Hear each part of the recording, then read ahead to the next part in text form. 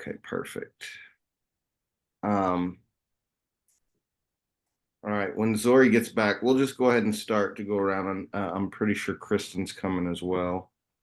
But we'll start to go around, and it's we're gonna we're gonna cover some good stuff tonight, and I have a better understanding of how this is gonna work, going forward, because I'm starting to be able to see the patterns of it. Um, all right. So welcome back, everybody. Let's start as we always do by opening, going around, and what I would like to know. Tell us where your name, where you're from, and then tell us anything you can that you received this week in your practice from your guides, from your higher self, from whatever aspect of anything. Just tell us anything you can about something personal that you experienced. Can you go first for us, Nat? Yeah, Natalie Beneventi. I'm from Chester, Maryland, and what I received was really interesting. Last week I had talked about that I had seen people on the other side when I had meditated, and I actually, they were talking about me, and I actually lifted my hand in real life and said hello. Um, I was talking to my higher self, and I was asking questions about this because I've been having that type of thing happen to me a lot. I've also been having times where I'm walking around my neighborhood and I don't know where I am. Like I I don't know what's going on in there, like what's happening. As I talk to my higher self, and my higher self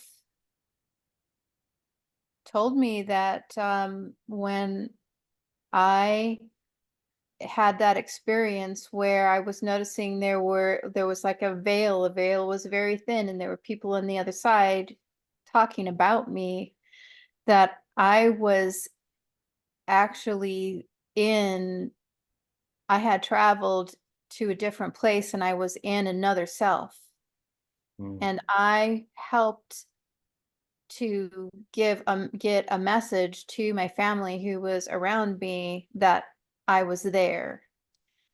So I got the sense that I was unconscious or something. I don't really know what was going on, but my role at that time was to acknowledge them and give them hope, because the other self couldn't at the time, but would, and the family needed hope. And that was a little interesting to me. I didn't expect that. But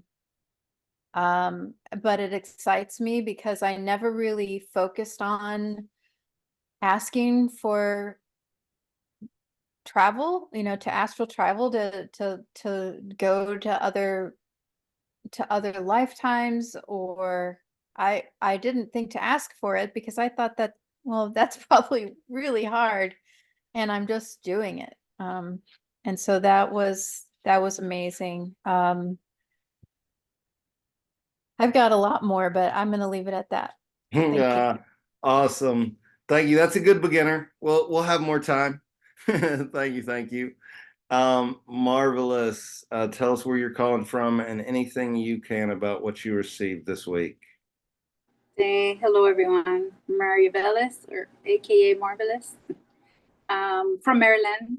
And this week, it's more fine tuning with the different layers of connecting and the different aspects of connecting. So I realize I'm connecting in different rooms. Like there's different classrooms where I'm being assigned, and and in meditation I'm connecting a lot, you know, in the clarification and looking for the calibration. I'm connecting a lot with Isis, and that's new, not new, it's like expanding for me.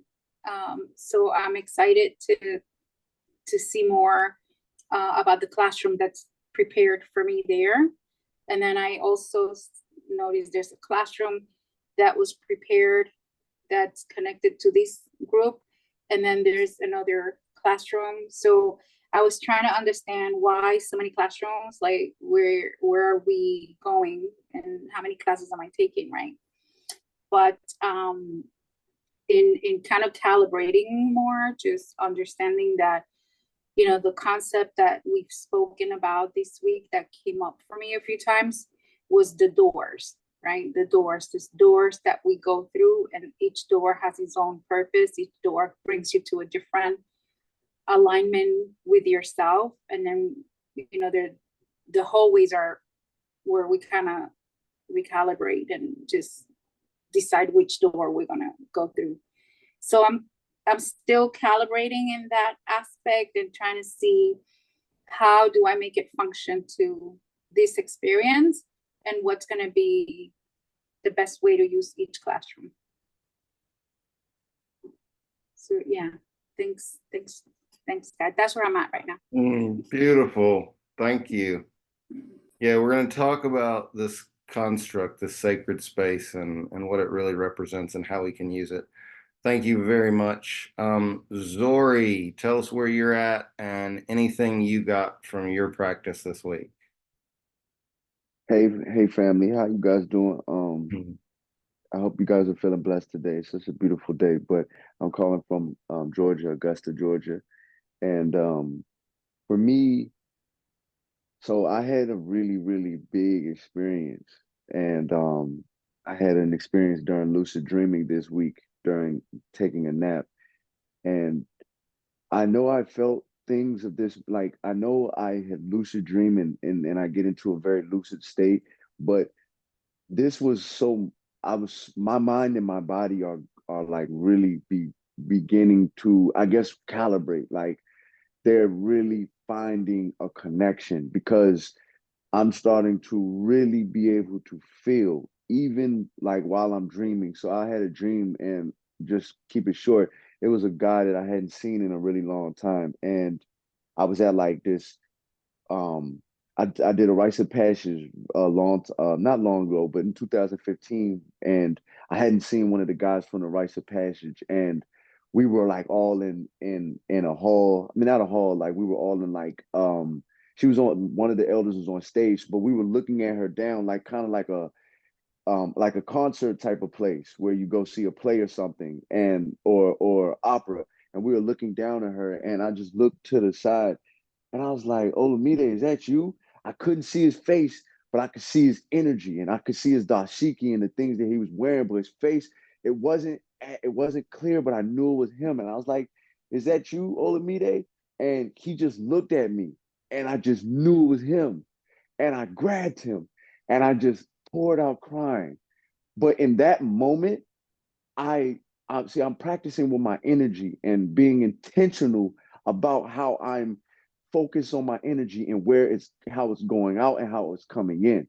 And in that moment, I had done something I had never done before. I just grabbed him, and because I know from what I've heard, he's been troubled. So I grabbed him, and this is in real life, but I grabbed him in a dream, and I just best way I could say is like I just put my whole electromagnetic field on him, and I just swarmed energy on him. But I could feel myself doing it while I was dreaming. I was laying down and I could feel my body moving. And that's when everything became completely lucid. And I was intently giving him energy. But then it just was like, I was like, whoa, I don't want to give him more. I don't want to give him all my energy. But I just remember having these thoughts like inside of it, and just really going to a different state. Like it was something happening to me in different realms all at the same time. And I was in tune with it. Like, whoa, this is something major. Like my body could feel it, my mind could feel it, my spirit could feel it. And he just kept saying, whoa, you've gotten really good at this. Like it's in your hands, it's in your hands. Like he kept saying that, like it's in your hands. But I haven't talked to this guy in so long. And I've only been able to like really do this since I've been working with Tech. So I know this isn't something that he knows. So I noticed that's somebody who has come to me in a manner that of some way that I will receive him, some kind of guide that told me it's in your hands. It's in your hands. And I've always had a feeling that I could touch things and heal them, even as a child. Like, but now I can, even as I'm talking now, like I can feel the electromagnetic field around me. Like I can feel I can feel it. I always feel it in my hands. So in this dream, when he says it's in your hands, it's in your hands. But I grabbed him and I like bear hugged him. And it was just it was just, I felt like I was receiving energy. I was giving it, but it was just like, I felt so powerful in that. And I've never felt a dream. I've never had a dream so energetically powerful and so in tune with that moment, because I was like, whoa, I feel like I was about to go to a whole different place. And I was like a little hesitant. So I backed away. And that's when I woke up. But it was just one of the greatest experiences. And then the first night, I felt like when I closed my eyes, remnants of our focus ritual were going on at the very beginning. Like I felt like I was just being taught, like Marivelis. When I go into my focus ritual, I can go to different layers of classes. That's what I do. I go to the dojo first. I always enter and I'm always in the dojo. Then I go under and it's a literal classroom with a board. And I continue to write my focuses on that board. Things that I'm actually trying to manifest right now, I continue to write them on the board. And it's just, the practice is just becoming I just feel like more and more knowing, and just sense of more confidence and a sense of more knowing. And just I've had a boost of confidence and kind of like spiritual aggression this week. You know what I'm saying? So I could go on forever, but I've I'm enjoying myself, and I thank you guys for your time. Thank you so much. Amen, brother. Thank you. That's beautiful. That's beautiful. Heather, tell us where you're calling from and anything that you can that you've noticed, received, learned from your practice. Um, yes, Heather. I'm calling close to Charlotte, North Carolina. And this week, I would say I started out more, it was a lot more visual this week, earlier in the week. And I seem to get a lot of lessons kind of about learning to trust and allow a lot of, I guess that was more earlier in the week. Like I know, I remember one vision where I was in a pool floating down a golden stream of light, and I saw myself getting closer and closer to like a black hole, and I was a little scared to let myself get drawn into it, but I did, and I did fall into the black hole, but it was there was a pink cloud that caught me there, so it was like just learn to trust, so it's lessons on trust. And then later in the week with my practice, I feel like I did connect to, I think I did, I connected to a spirit guide. And again, more lessons. Like I learned about how we all have light within us, but if you like show your light outside of yourself, then other people might see it and realize they have light within them, and then they can show more light, and then it's like a whole grid and network of light will be more noticeable to everybody. So I don't know. I feel like I'm learning a lot of lessons, but I don't know. I love that. Thank you. Beautiful. Beautiful. She knows she's receiving things. There we go. That's the jam. And Bridget, where are you calling from? And tell us anything you learned, received from your practice this week. Hi, I'm Bridget. I'm calling from Kirkland, Washington. And I wrote it and put it in the group chat thing that I kind of got a mind blown thing that happened. And I'm still dealing with that. So my later meditations and stuff have been different. But let me tell you what happened in the mind blown one. I was sitting there in the room with the guides, and I had gotten the vision of color back, and I was happy, and I had laughed when they came in the room, and I was and they started laughing. I'm like, thank you for the colors, thank you for being here. And I had asked them some questions, and They were saying like, not now. And then I said, well, I meditated like in the quietness for a while, like I do, because I can't see anything other than, well, I was seeing colors by then, but it's more feeling. So I kind of dove back into what I'm familiar with and just focused on the feelings. And I asked them about my brother who passed away when he was 4. And I heard a voice say, "Your son." And I'm gonna start crying. It uh it just really got to me because I don't know, I sort of always felt like he was more than my son, if that makes any sense. Mm-hmm. There there was always more of a connection with him than with my daughter. I mean, I feel very connected to her, but it's different though. And I had my daughter would say, "Do you love him more than me?" And I'm like, "You're both different. You're different individuals. So it's not a matter of more or less. It's just how I treat you according to how you're both different. I can't explain it. When you have your own kids, you will understand better." Um, but yeah, I I really feel like he is my brother, but I felt like I was going nuts in that moment. It's like, did I really hear that? Is that really happening? And but another half of me felt that this is true. So, and then I'm like, oh my God, what about my parents and my sisters? And they're all still suffering from this trauma. I was a baby. I was like 1. And but I've come to the realization that it's not fair to my son to say anything about it because this is his new journey. And I need to let him explore it the way he wants. Mm-hmm. And he was such a sick little boy the whole time.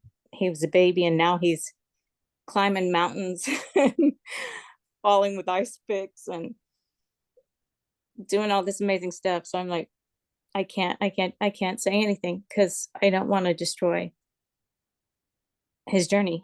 And even if it makes them feel better, it's not my right.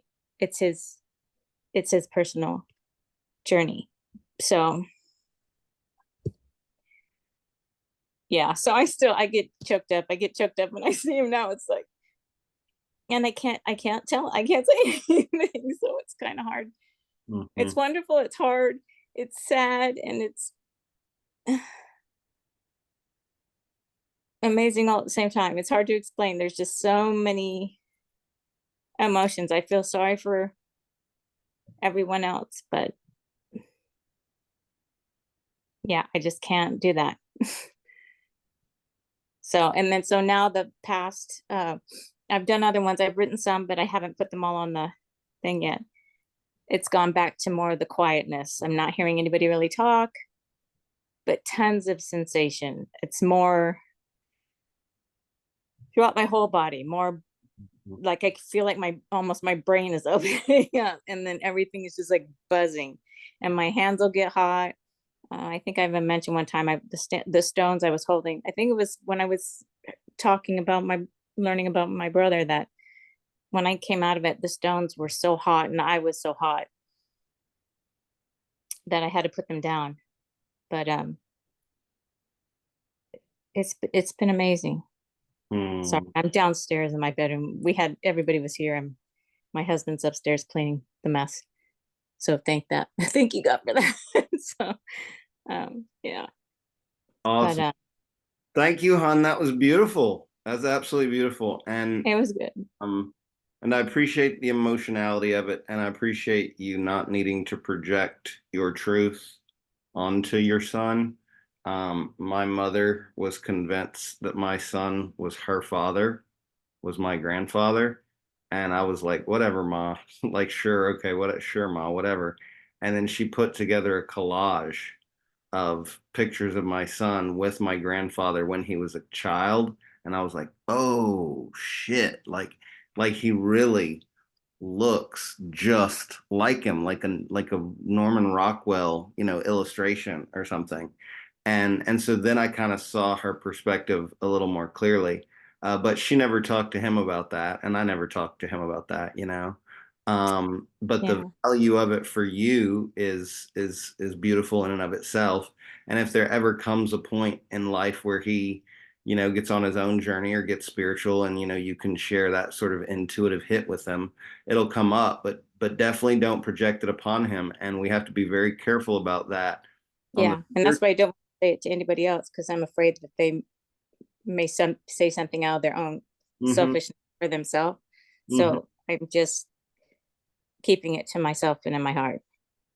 Yeah, and that's very important on the spiritual journey in general, of learning that um, our perceptions are ours and we don't need to project those onto others. But especially when we begin shifting into a space of channeling, it becomes very, very important to not project our perceptions or our truths onto others. So thank you for that. Is that you, Kristen, on the iPhone? Check, check. 1, 2.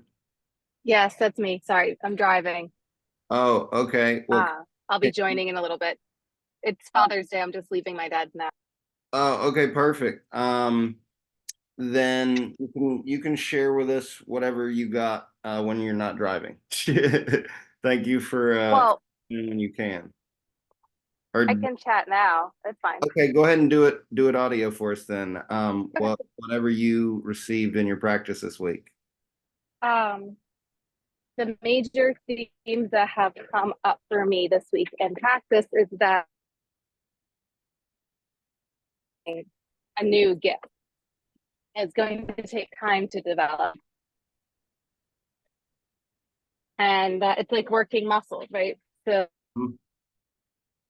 do the work of channeling, creating our table, connecting with guides, be easier to be for us to go in. Kristen, you're And breaking everyone, you're breaking up. I couldn't really hear any of that. Yeah, so just hang out and listen with us, and whenever you get somewhere, then we can try again. But we definitely want to hear what you're sharing. Thank you, thank you. All right. So let me go ahead and make this big here.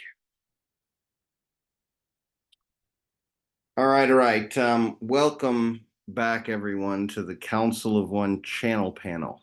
This is the channel panel, y'all. Just to remind everybody, the idea is not only to help each of you tap in to your guides, tap into your higher selves, and begin to channel, but to give you a structure and a program for how to actually develop it, for how to approach, the process. And it's really awesome to witness what is happening to all of you. And, I will invite you again to share what is happening to you in the community, because that's the whole point, is to learn to share what's happening. That's the whole point of being a channel, is being willing to share what is coming through you. And there's people that need to hear it, and y'all will learn from each other. Y'all will activate each other, but not if you don't take the time to share. So I re-offer that invitation again. Um, love, absolutely love the magic of what's happening in this space. The channeling choir, so to speak, metaphysical jazz. It's amazing, and we're gonna make some more music tonight. We're gonna make some more music tonight. And I feel like the way that it's gonna work every time is that we're always gonna begin with some reading, paying respects to the teachers that have brought us here, the teachers that have taught me, and that's allowed me to teach y'all, that have brought us all together with this clear vision We're always going to start with that. And then we'll always have some actual, exercises. I think of all of the exercises that we do in this program as just improvisation games. Every single one of them is just an improvisation game. And if you guys can approach them as that, you'll get a lot more out of them than if you approach it like there's some right answer and you're supposed to learn to do this thing some specific way or connect to some specific thing. Don't come at it like that. Just come at it like improvisation, like let's play around, see what happens. One of my favorite moments last week was when we were each doing one word, doing full sentences, and then the sentences started to actually make sense. and it happened several times. And each time the sentence ended perfectly on the last person too, which is not that's not a necessary part of the game, but that was really cool. That's the kind of magic that we're looking for. And if we can feel into communication with others openly like that, it's going to be way easier for us to feel into the communication inside of our own selves. If we can make sense out of random words with others, there's a lot of sense we can make with all the random words inside of ourselves. That being said, we're going to open with a page from Earth tonight, the Palladian Keys to the Living Library. And there's a lot of pages from this. I read this for like 2 weeks on the live, and there's a lot of pages in this that we need to read in this group. But I just want to do them one piece at a time. And this is just our opening, and then we're going to get into a little bit of raw before we do our exercises. You can keep your eyes closed on this one if you want to, or you can take notes, whatever feels most appropriate. But this is what we're doing right now. You teach and learn from a unique stance, designed to develop your beliefs and character as your individual consciousness moves through whatever experience you select at that moment. Honor those who have been your teachers and continue to recognize yourself and all that you create as part of your growth process without overinflating anything. It does not do to put teachers on pedestals. They only fall off. Our teaching is designed to produce an accumulation of energy that will motivate the collective, impulsing multitudes to reach new plateaus of experience and creating a series of simultaneous global awakenings. For this reason, your own spiritual process is tempered by both the progress of global consciousness and the individual blueprint of your purpose. Even though you are sometimes frustrated because you would like to be further along than you are, be patient, for you are bringing yourself closer and closer to what you want. When you share what you know, it is broadcast around the world. Codings are fired, and masses of people evolve. As a species, you are time-coded and interlinked to respond to patterns of awakening to your greater identity. You are triggered to move with the masses, waiting for a large group to gather on a certain plateau of consciousness before you can move along yourself. Humankind is coded, and as you evolve, you follow a pattern. Your blueprint leads you into a concealed library of knowledge within you.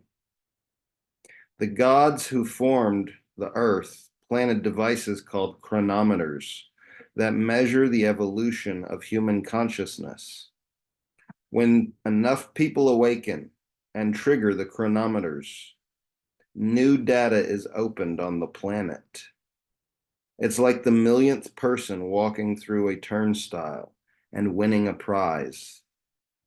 Only instead of one person winning the prize, the mass consciousness is suddenly opened because enough people on the planet are able to follow their blueprints and respond.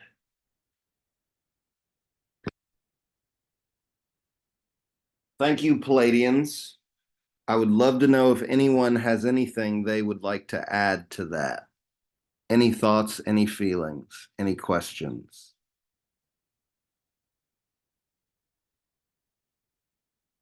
I don't really know how to put it into words, but it makes me think of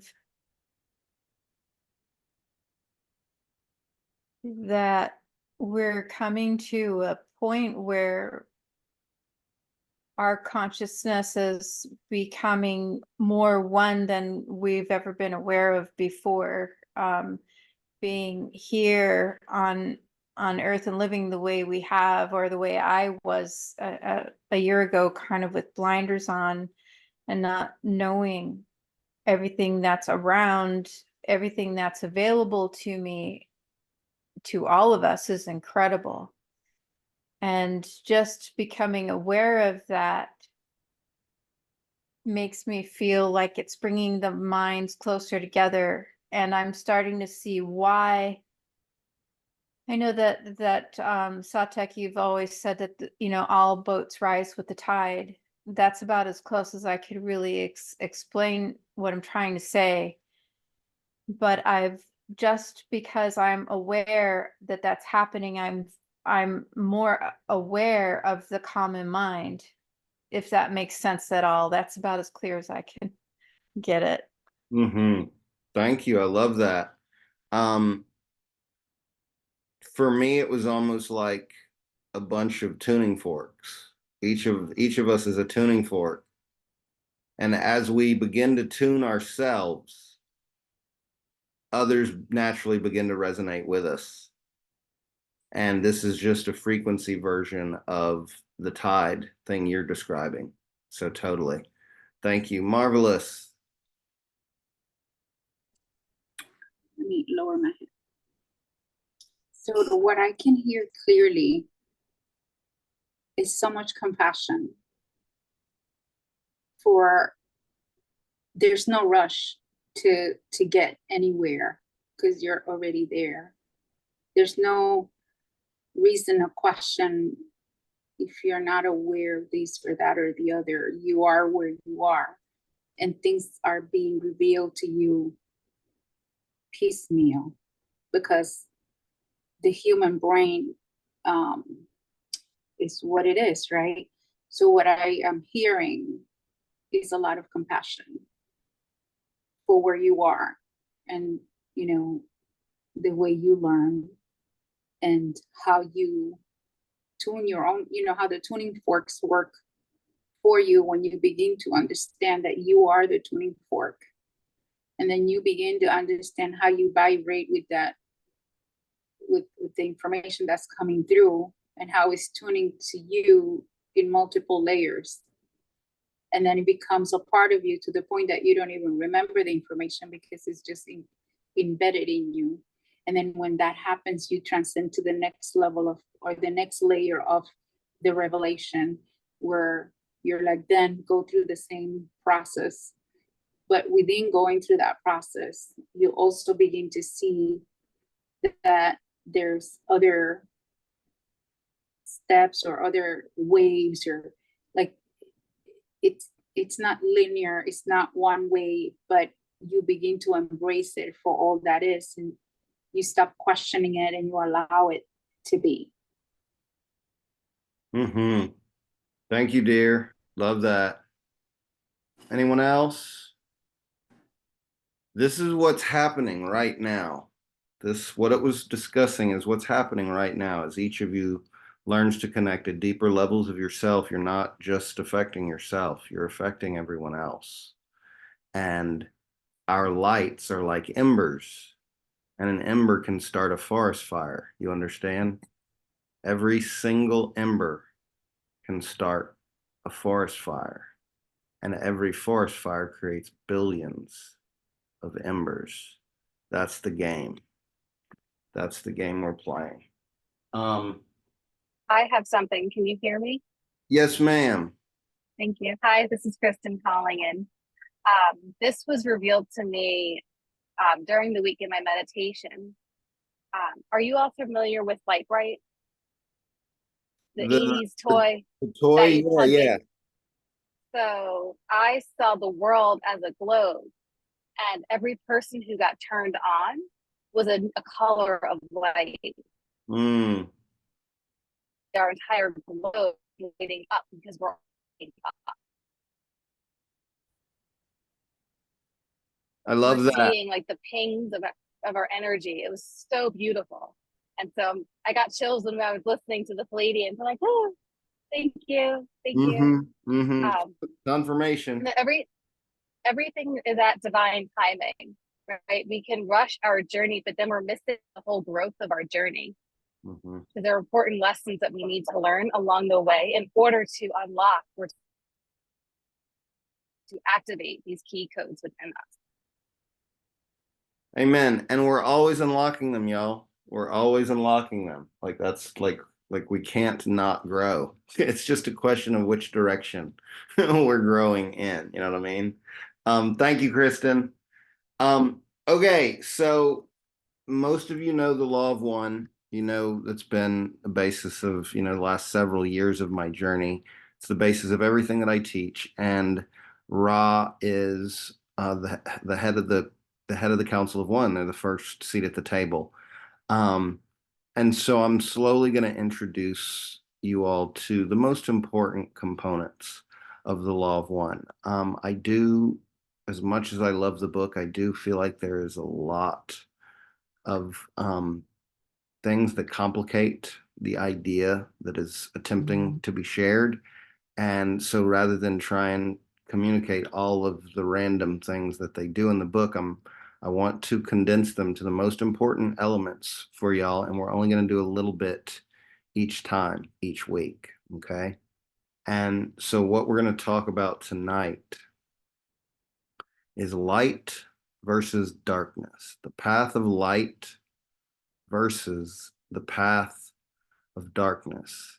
And I'll give you a really brief overview from my own perspective, and then we're going to read some from the concept guide. Ross says that, so I want y'all to understand that, like, what you're learning in this program is layers of ways of interfacing with yourself.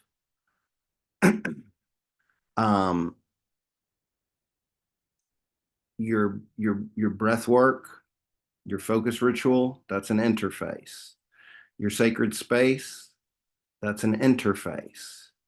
Your guides, those are interfaces. You understand? Like you're learning how to build a desktop computer for your soul is what we're doing here. And if y'all understand that, you'll work with all of these components better. Okay. So a huge part of this is creating a framework of interfaces for you to access your soul. Inside of those interfaces, there's going to be certain philosophical principles. And the principles are different than the interfaces. The principles are there to guide you in how you utilize the interfaces. Okay. So that's the importance of all of the principles that I'm sharing with you, is just to help you have a guide, a navigation tool when you're accessing these incredibly versatile tools, right? Every single one of these elements, every single one of these interfaces can be used in an infinity of ways, and then you can stack them together in any number of ways. And I don't want anybody here to worship the process that I'm teaching you exactly as I'm teaching it to you, because mine has evolved continually over my entire journey, and it will continue to evolve, right? And so please let your own evolve as well, but understand that the more specific you can be with these interfaces, the more power and more dependability you will get out of them. Okay. And so there's been times where I've gotten lazy and I don't want to take 4 minutes to do the light, breathing and like whatever. And like I meditate, but it's not the same experience as when I do the ritual to set the space, and it's like a groove. And that's why I presented it to y'all as a focus ritual. It's a groove. And practicing those grooves are going to connect you to the same spaces so that you can do work that compounds itself, that's not scattered like a shotgun, but it's focused like a laser. And you can do work that grows upon itself rather than lessons that are all random and they just kind of dissolve because you can't keep up with them. That's the idea of using these rituals, okay? And so what we're going to talk about right now with light and dark, these are principles that will help guide you in how you utilize these interfaces, okay? Ross says that all of us have one choice to make. We can serve the path of light, or we can serve the path of darkness. What they call the path of light, they call service to others. Service to others is the path of light. And what they call the path of darkness is service to self.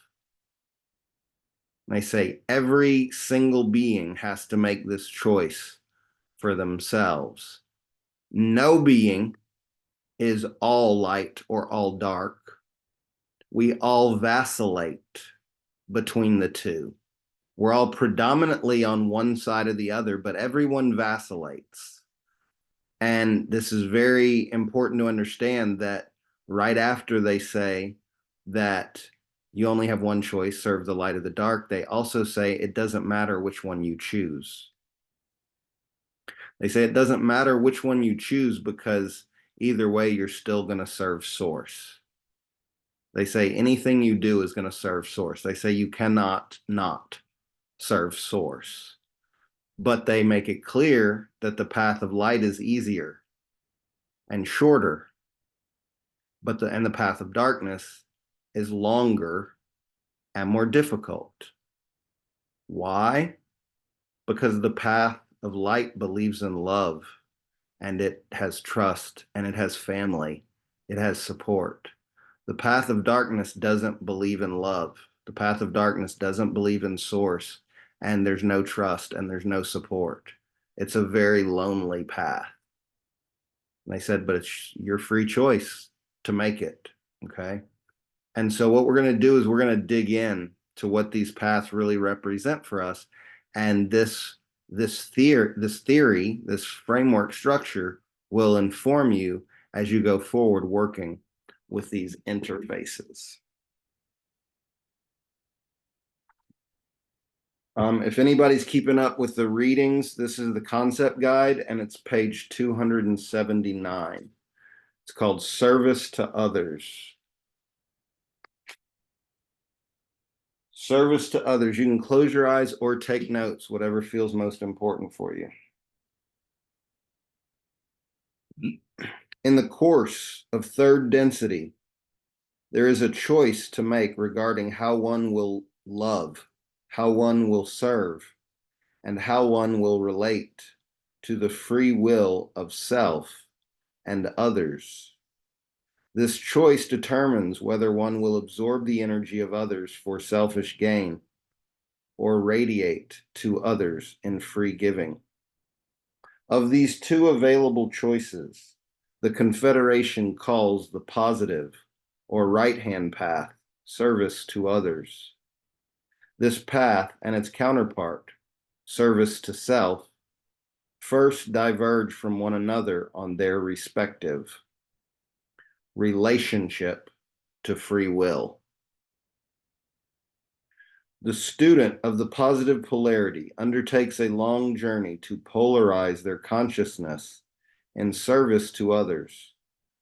As they advance along the road of polarity, the chief recurring question facing them is a question of free will. The green ray, which is the heart center, the green ray activated being will have one type of understanding with regard to that question. The blue ray, another, that's the throat. The self who is balanced in both of those rays, yet another. The defining common foundation of their perspectives is the positive polarity's respect for free will. Service to others' entities seek to recognize, honor, and support the free will of other selves, universally and unconditionally, as the path progresses. Some of the basic questions that inform this respective free will reflect an ever deepening empathy. What is it like to be you? What is it that you need? How may I appropriately identify that need?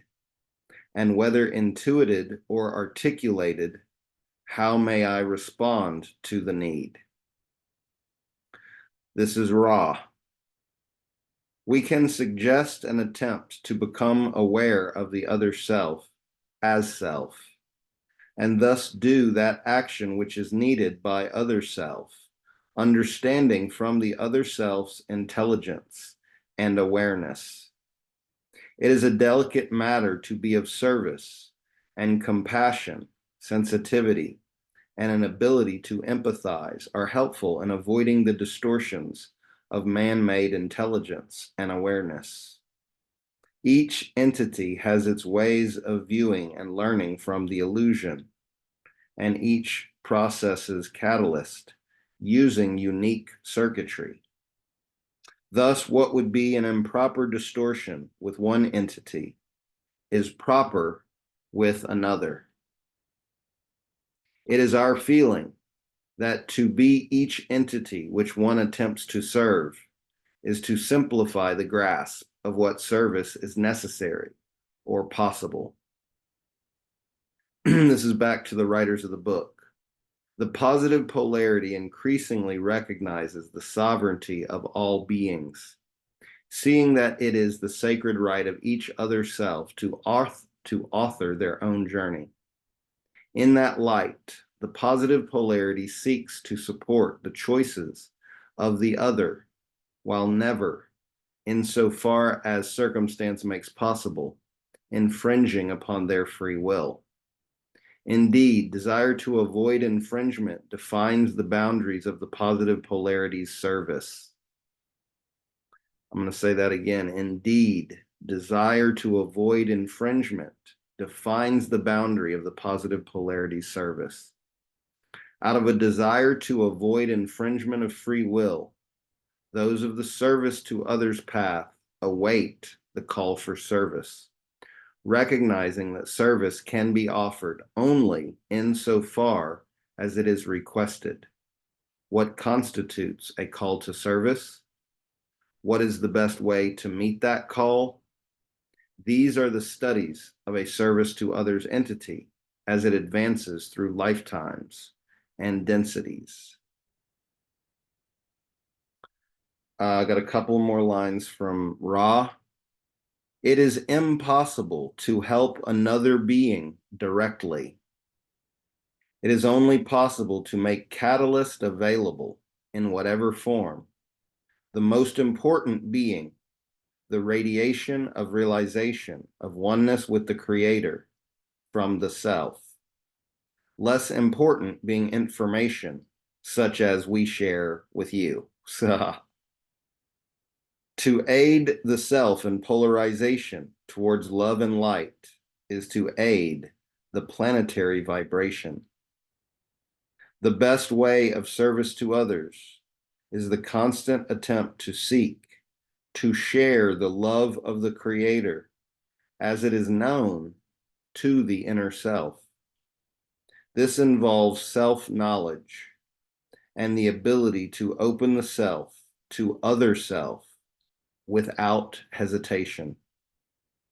This involves, shall we say, radiating that which is the essence or the heart of the mind-body-spirit complex.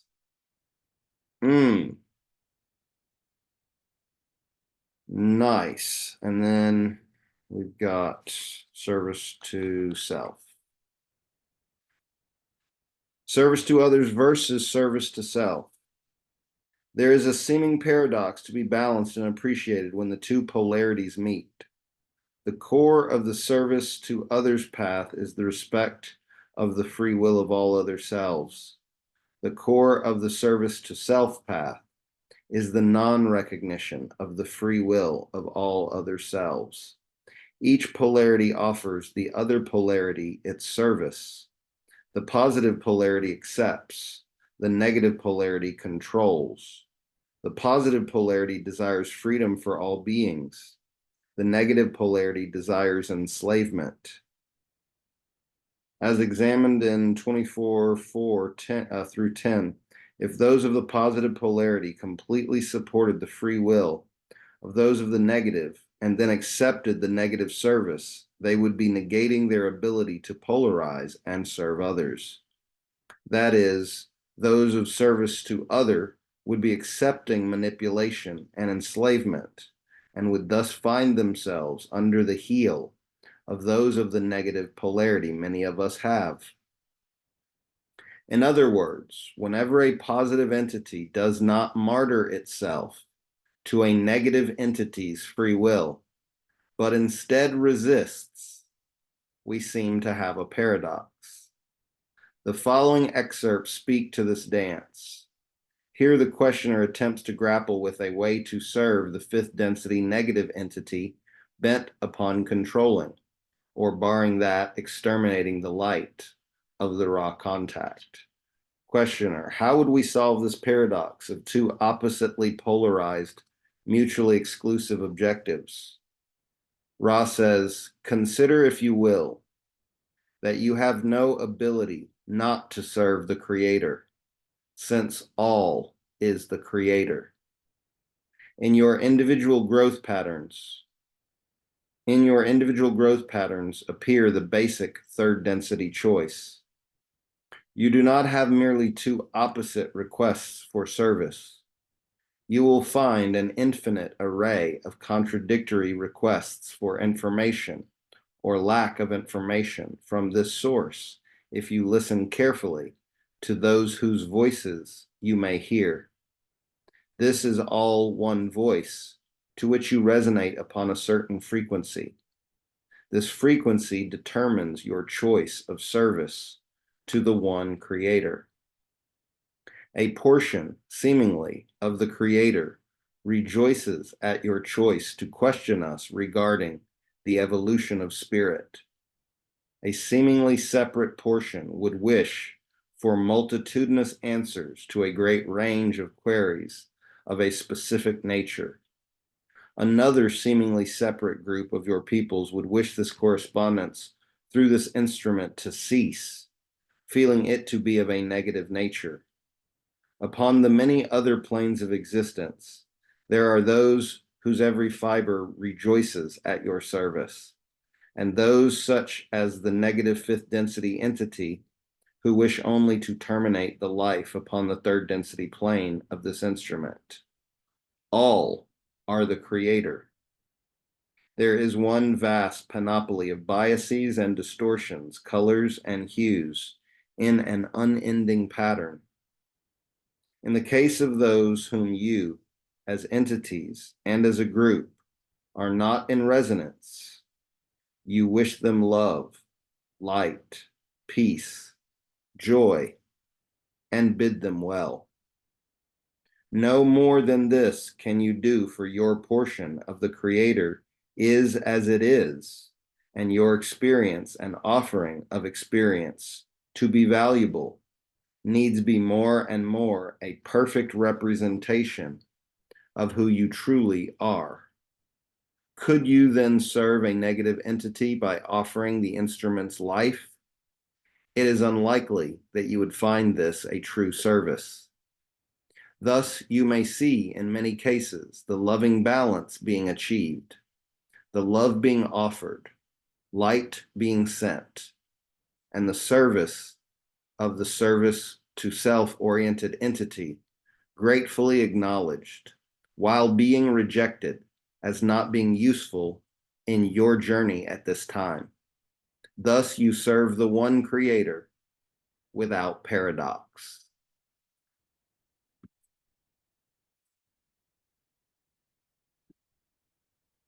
All right. Take a second. Take a second. Gather yourselves. Gather yourselves. And let me know if anybody has a translation, a feeling, a thought, a question. Anyone? Bueller? Yes, ma'am, Marvelous.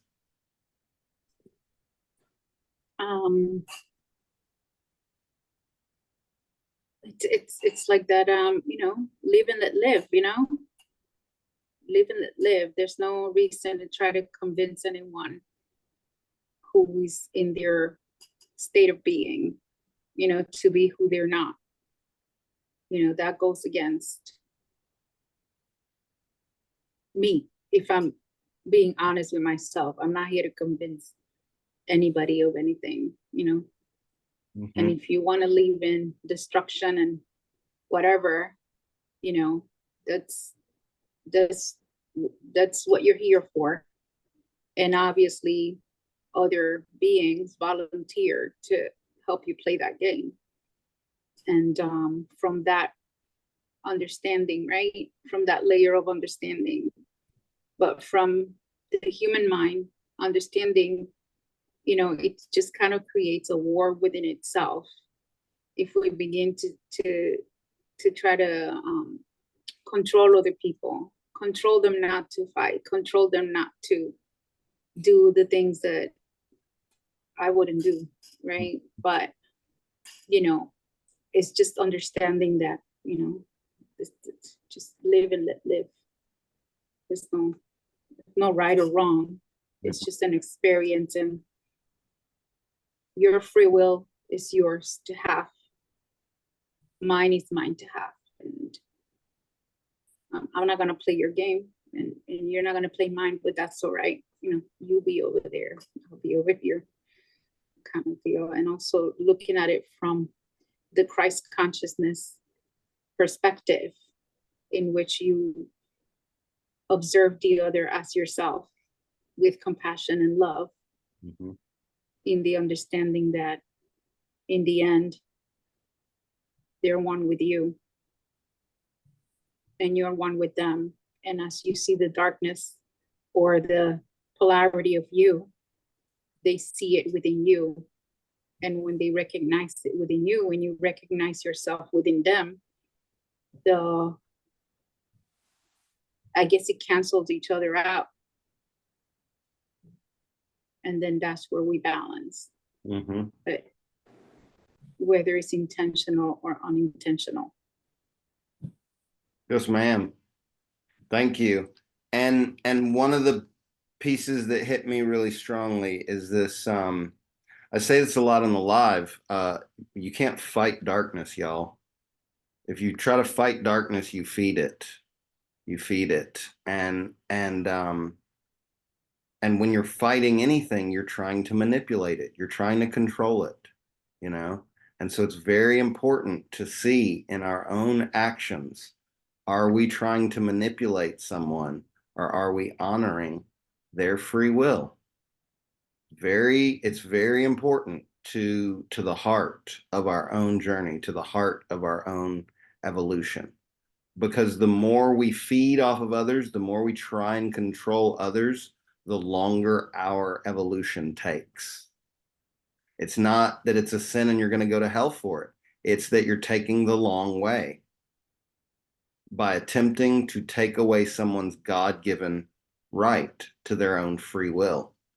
It's literally a form of witchcraft.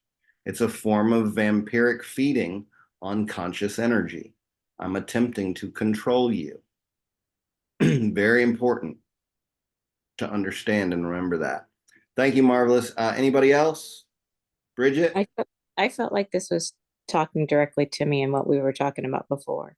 One of the reasons why I asked the question was because my mom has been suffering all these years. She hasn't let it go.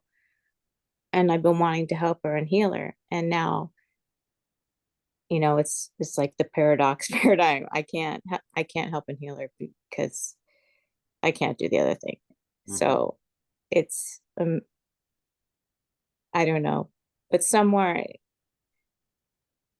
in the back of my mind, I know that she will learn the truth, but it's probably going to be as she passes. Right. It's like I had to come to the same conclusion with my grandmother. It's not our right to make others heal. She'll remember the truth eventually because everybody does, and she'll remember it in her way. And you can love her through that. Like that doesn't have to stop your love for her. Oh, it won't. It just felt better that what you what you read and everything confirmed my decision already. So it kind of relieved a little bit of the guilt that I was feeling. Beautiful. Thank you. Yeah. Zori.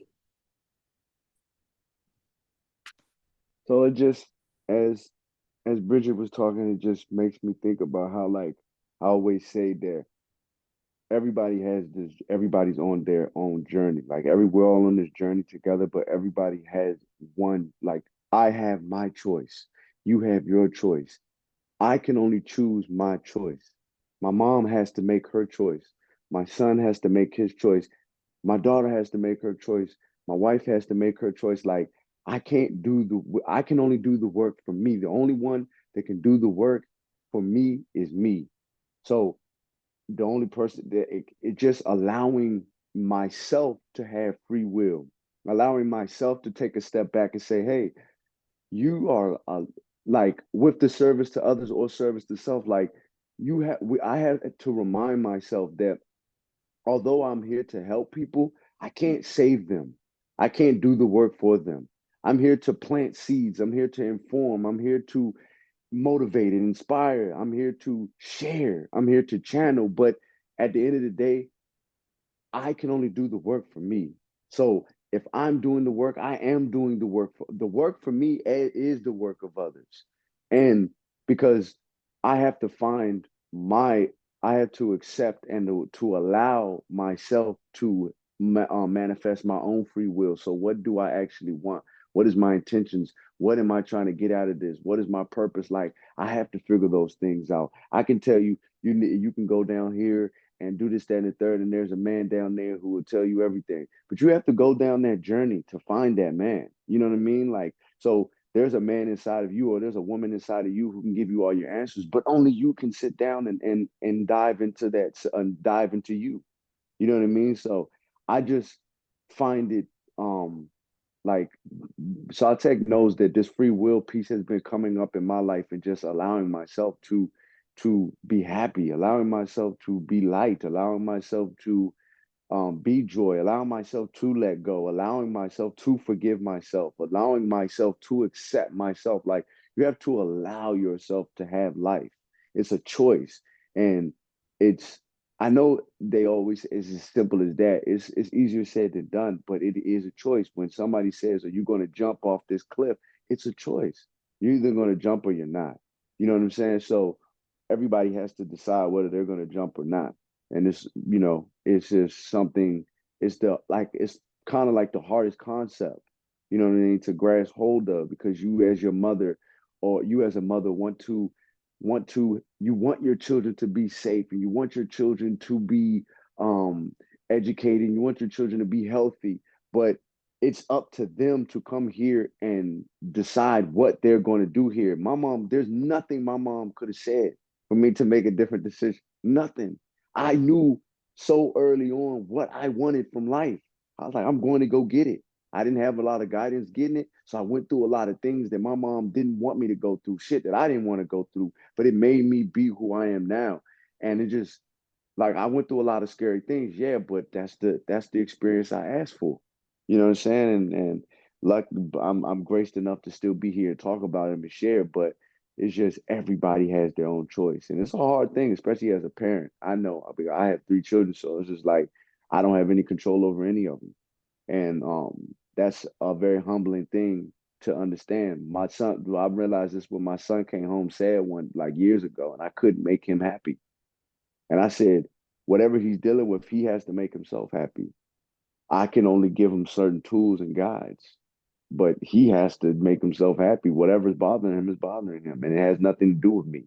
And it was hard for me to accept that had nothing to do with me. There's nothing I could have said. So it's just a very humbling thing. Like that free will piece is very humbling because I couldn't make my son happy. And I wanted to make him happy so bad, but he had to go through those emotions. He had to go through that. Amen. Thank you, brother. Marvelous.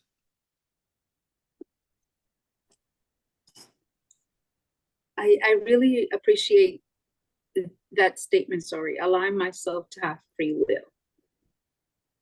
Right? That's so deep because, you know, when I'm thinking about, you know, when we look at other people and we're like observing, and I'm thinking of about the concept free will.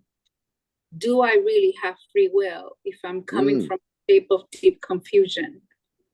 Right? And where am I diving in from the free will? Is it my free will or is it the way I've been pre-programmed? I first have to escape the confusion. I first have to escape the veil to see that I truly have, and I'm allowing myself to have free will. And in the understanding that everyone has this gift, but are they in confusion? Am I judging their confusion? Am I judging myself for judging them for having confusion? Am I not experiencing my life, and are they not a reflection of me? Where am I confused? Or are they showing me, am I allowing them to see through me that the confusion is just a veil? By observing me in having my own experience. Because I'm observing the opposite experience. Are they reflecting me, my own confusion, right? And within that confusion, there's the aspect of understanding that everybody's soul's journey is their own, right? And I didn't write their contract, they did. And so when I find myself stuck in my state of confusion, because I want somebody else to have free will, I'm confused because I don't live their lives. They're not confused because they are living their path. And I'm judging their path. So I have to look at it from the perspective of compassion and forgiving myself for I don't know what they signed up for. And here I am judging their choices, judging their confusion, right? So then there's like multiple layers here, and I'm trying to decipher it, right? Where I'm standing in my own, allowing myself my own free will, and I'm observing the other in their free will, taking away the confusion. Yeah, I have to do that all the time, especially with things like politics. I have to remind myself that other people get to believe whatever they want to believe. You know, it's not my business. And there's one other thing that I wanted to make sure everybody understands, because I know several of us here have lived lives of people pleasers, and that's not a constructive way to live. It's not constructive for you or the people that you enable. And it's very easy to believe that service to others means being a people pleaser. And that's not what it means. It's very important to understand that doesn't mean giving people anything they want. And what Ross said in relation to that is that if that negative entity wants to take all life off the planet and you go ahead and you allow them to kill you because of it, they're like, you're not going to serve them in that way. You don't serve people by giving them exactly what their egos want. Okay. So it's very important to understand that when we talk about service to others, we're talking about service to their souls, not to their egos. So, how can I best help someone else's soul? And enabling them in their own laziness or their own weakness does not help their soul. Okay. So, it's very important to understand that. And you're all going to be digging into this idea of service to others this week. And so I want you to be aware of that. And I want you to be aware of this point that Marvelous brought up also, is that it's not always like we're trying to manipulate others, like we're trying to take away their power, but very, very often we judge them for their thoughts, and that creates its own kind of blockage within us, just that judgment alone. And so it's very important to not only acknowledge other people's free will, but to not get bent out of shape about it, to not judge, because all you're doing is tying knots in yourself. You're not affecting their journey at all. Okay. So thank you for that, Marvelous. Did anybody else have anything? Okay. We ready to do some exercises? Let's go ahead. And are you somewhere stable, Kristen? Check 1 2. Sorry, I can't work it on my phone. Yes, I'm home. I'm stable. Can you hear me? Okay, perfect. Yeah, I want to do some exercises now, and just like last week, everybody turn your mic on. I assume everybody's in a relatively quiet situation. Yeah. Okay, perfect. Perfect. And can you turn your video on, Kristen?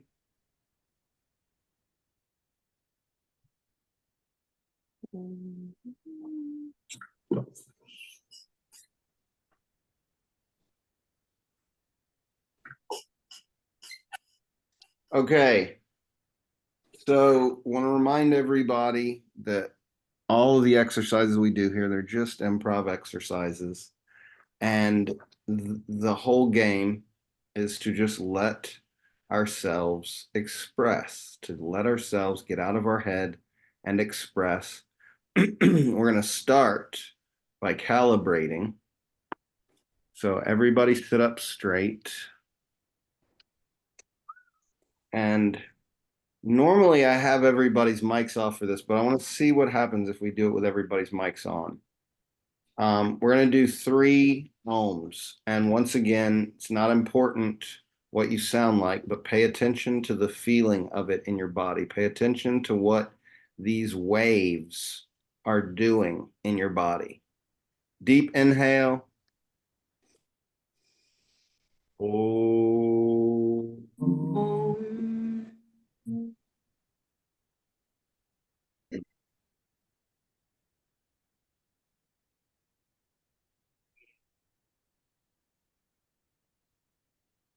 Deep inhale. Oh.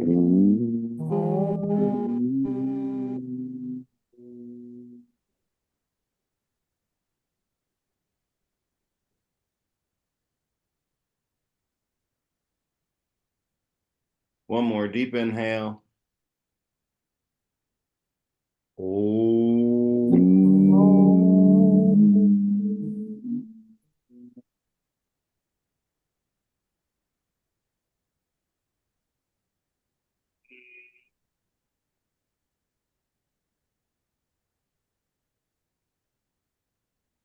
Okay, beautiful. We're going to start with just sounds. So we're not doing syllables like do. We're doing sounds like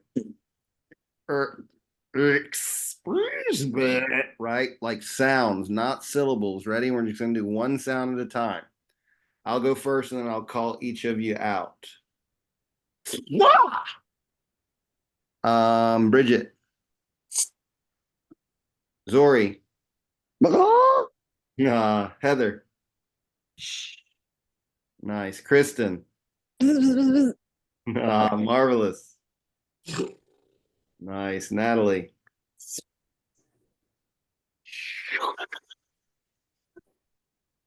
Bridget. Zori. Heather.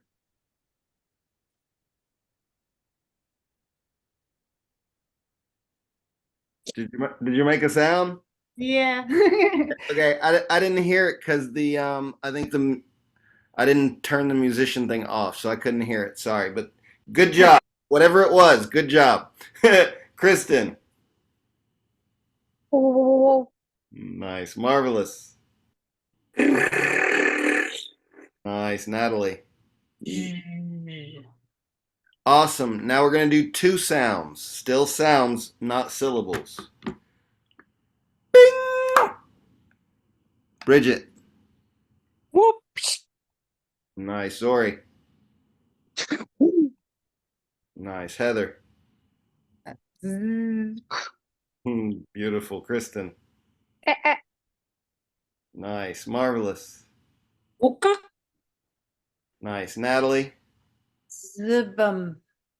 All right, perfect. Now we're going to do it one more time, and you're just going to do more than three. More than three. Just make several sounds. Ready? I'll go first.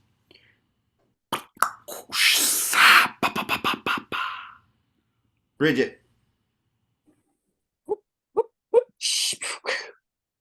Nice. Zori.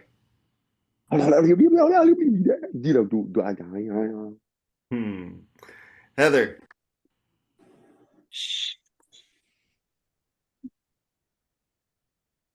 Nice. I couldn't hear it, but I saw your mouth moving.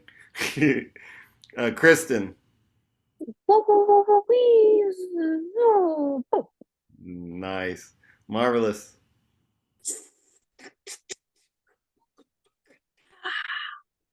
Love it. Natalie.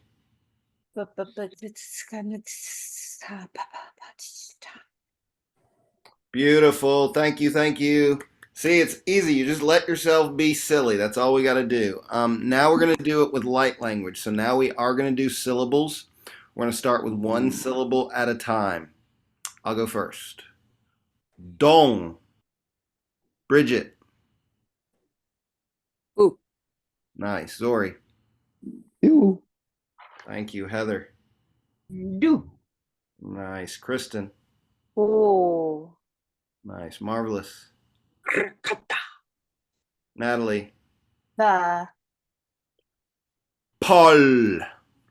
Bridget.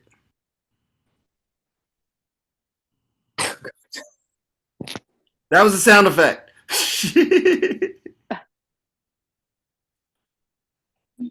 I had it and it went blank.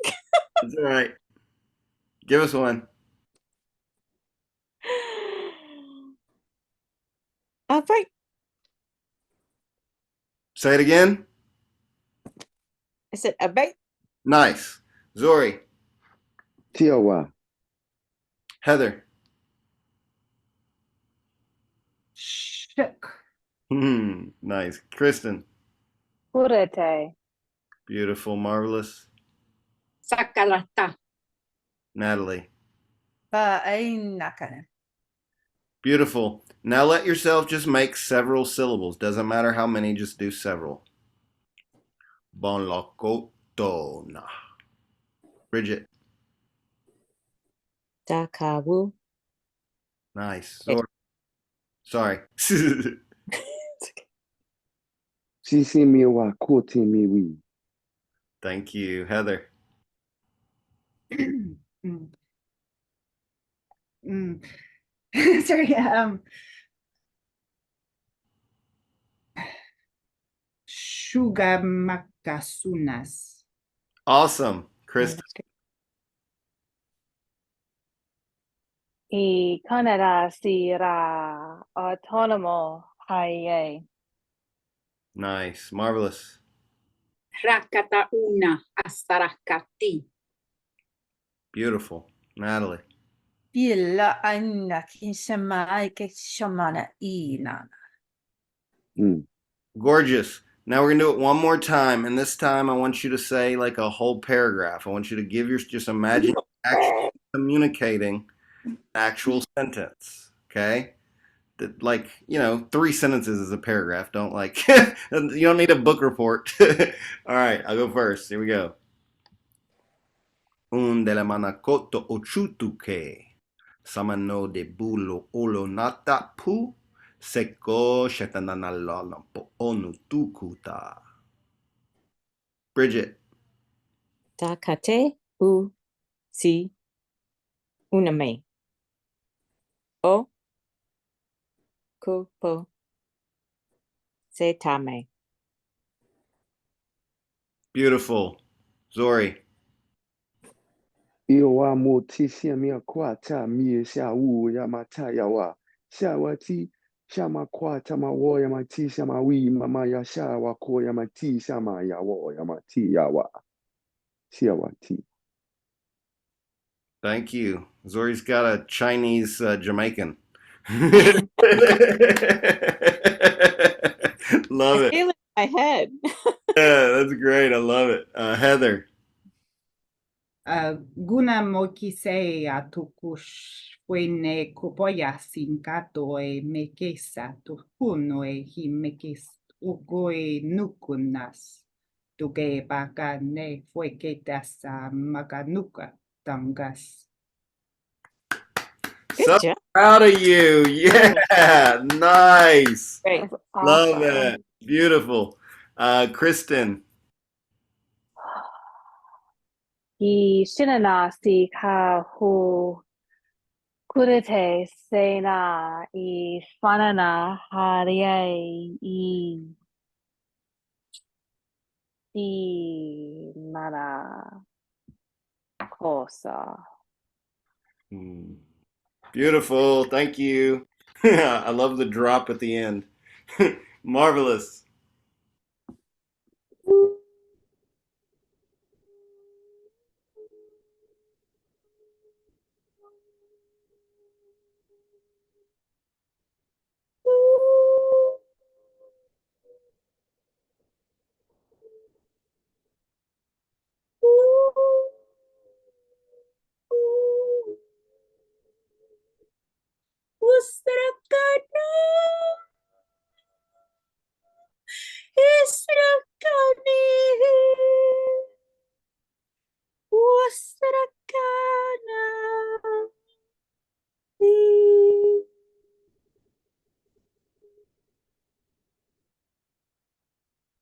Thank you. Goodness. Ooh. Thank you. You got to talk about what happened there in just a minute. All right, hold on. That was amazing. Thank you. Natalie, give us a paragraph. Ise alna kane somani al somana na al yomanai misakano menhain kuna na a. Thank you. So proud of everybody. Marvelous. Tell us what you felt there, because that looked important for you. It felt like it came from the heart. It felt like it came from the heart, and I felt truly aligned. Mm-hmm. It was beautiful. Mm-hmm. I didn't know it was gonna come out, but Mm-hmm. I heard the voice like tell me, start with the sound. Toning. Yeah. It felt beautiful. I hope you guys felt that. Mm-hmm. The sound Oh yeah. sound cut out a little bit because the microphone was attenuating, but everybody felt it totally. Thank you for sharing at that level. That was serious vulnerability.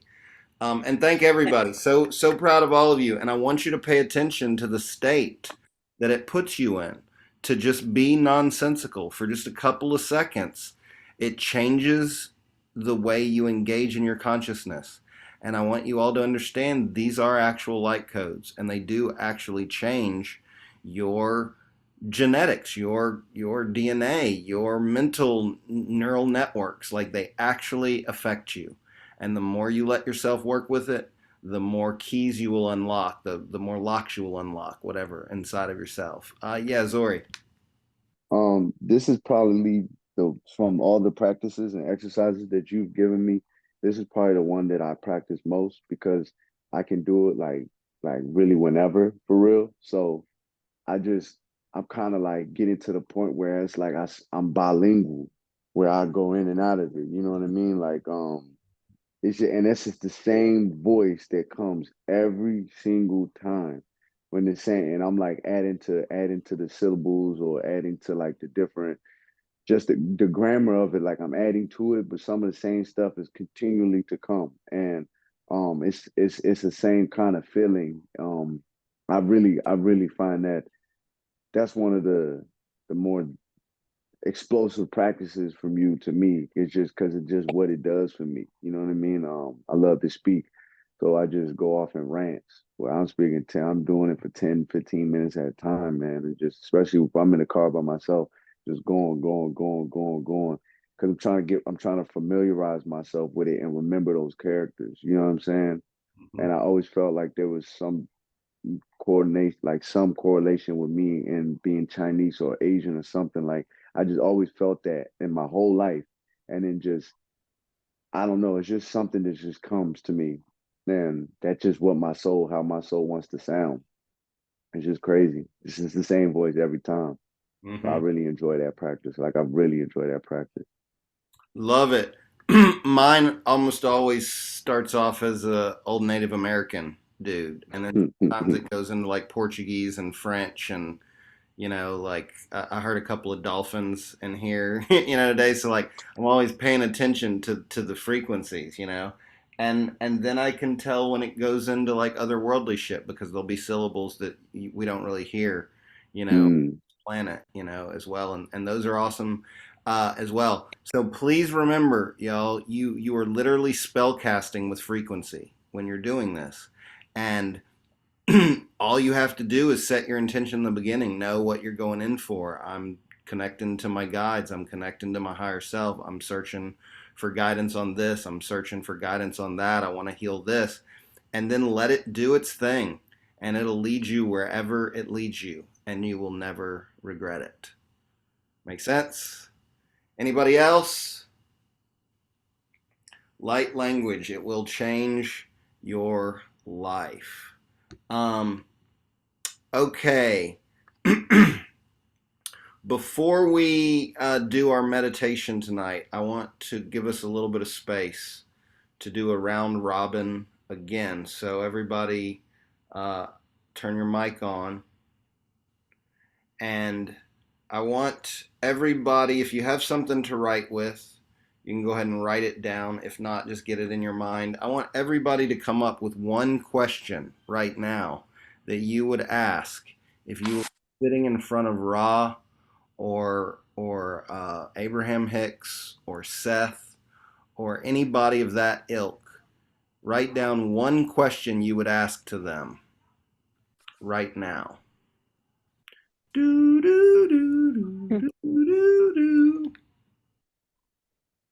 Can be about your own personal journey, or it can be a universal question for everyone.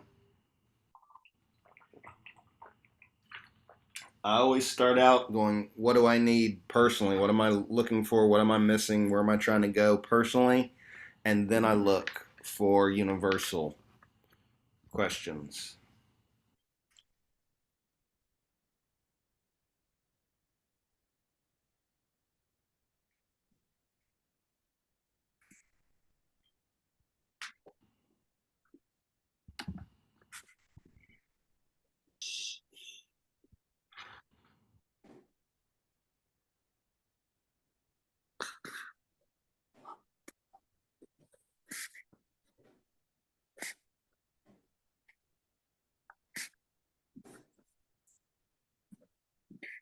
Everybody got one question? Mm-hmm.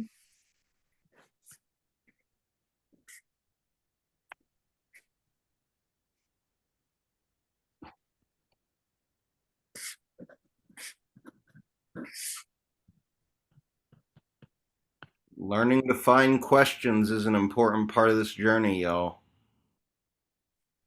Where am I going? What are my obstacles? What are my gifts? Who am I here to serve? What is my purpose, etc., etc.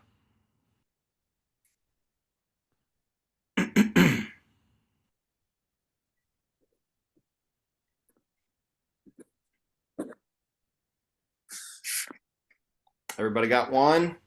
Mm-hmm. Okay, perfect. So we're going to do the same thing we did last time. We're going to do a round robin. If you don't have anything to share, you don't need to. If you have something to share, just share it. Everybody get your mics on. All right. Go ahead and close your eyes. Mm. And take a few deep breaths. And just imagine yourself connecting with your guides. Imagine yourself balancing your energy with your guides.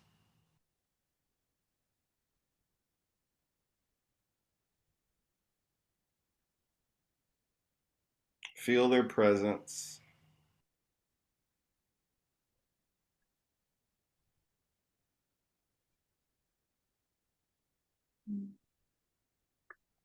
And now I'm going to ask a couple of questions first, and then we're going to do some of y'all's questions. First question.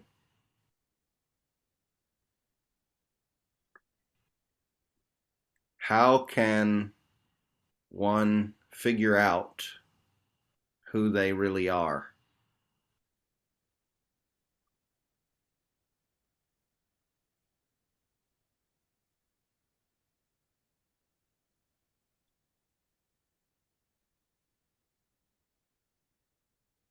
How can someone figure out who they are?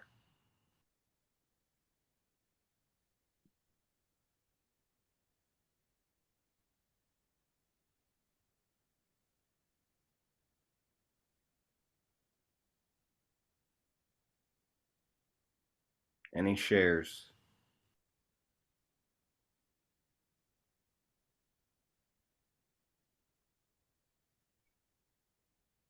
For one to understand who they are, one needs to take time to get to know oneself. Building a relationship with yourself takes time and effort and is something many overlook.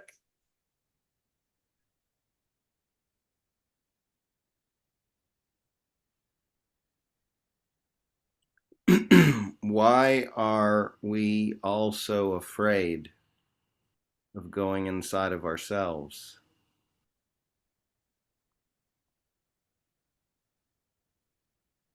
Are afraid of going inside of ourselves because it is unknown territory for the ego and the mind. The soul knows where to go. The soul knows how to navigate this darkness to find the true self. The fear comes through the distortions. I lost that. That was beautiful. We are afraid because we haven't been given the proper tools. We are afraid because we know they haven't given us the truth. We are afraid because, of course, it's a scary place. How am I going to survive? How? The question, what am I going to do? Who am I going to be with? Focused on too many things outside of ourselves that we can't control. We're still focused externally. That's why we're afraid, because we still think that something outside of us is supposed to give us our answers. It's supposed to tell us how it's supposed to be. But it's not. The answers are within. And if we just take bit by bit, step by step, then we alleviate the fear. But one must choose to press past that fear and seek, seek, seek. Thank you. Mm. Now, somebody read your question. Where am I?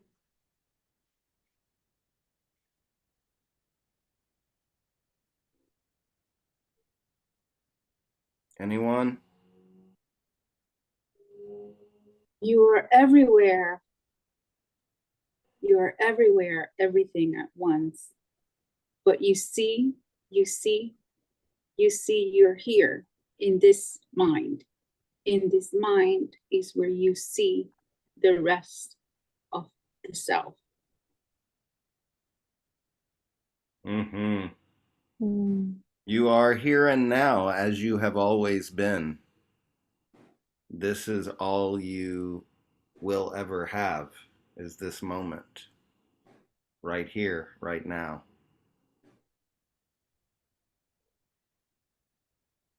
Someone else, read your question for us. How can I help? Beautiful.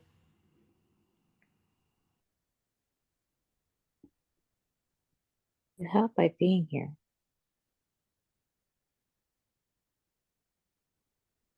When you speak, I feel it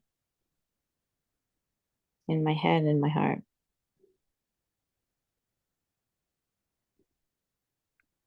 It's like you're healing me just by being here and speaking. Mm, Mm. beautiful. One must help themselves in order to help others. And in helping others, one inherently helps themselves. If one can shift the meaning of help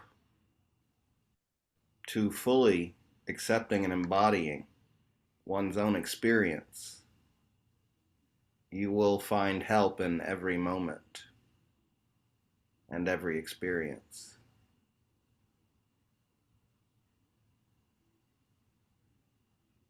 Someone else read your question, please.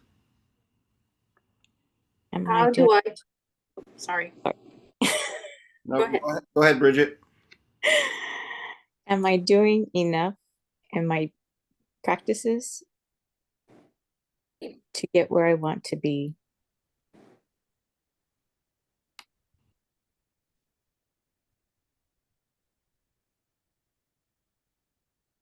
Ask yourself and be Mm. honest in your answer. Are you putting in enough effort in your practices?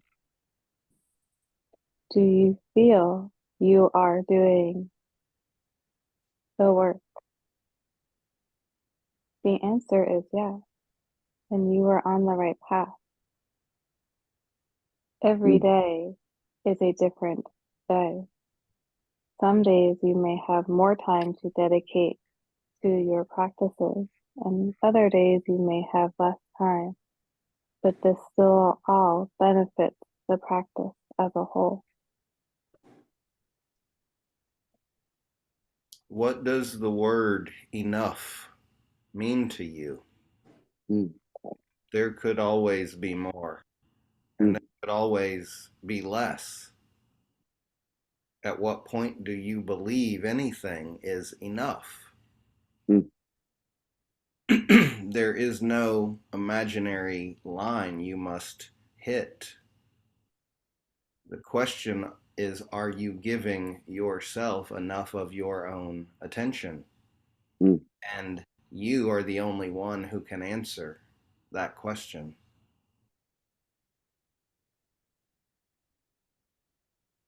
In the asking of the question, there you find yourself in Mm. giving attention to yourself. Thank you. One more question. How do I calibrate myself to my free will? Mm. Nice.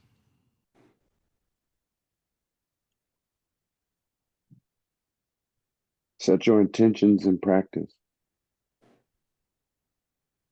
But one must understand that just like sitting in a mist, if you walk into the mist and walk straight out, you might not notice you were wet. But if you stay in that mist long enough, then you'll have to change clothes. Stay in the midst of the practice, stay in the process of the practice.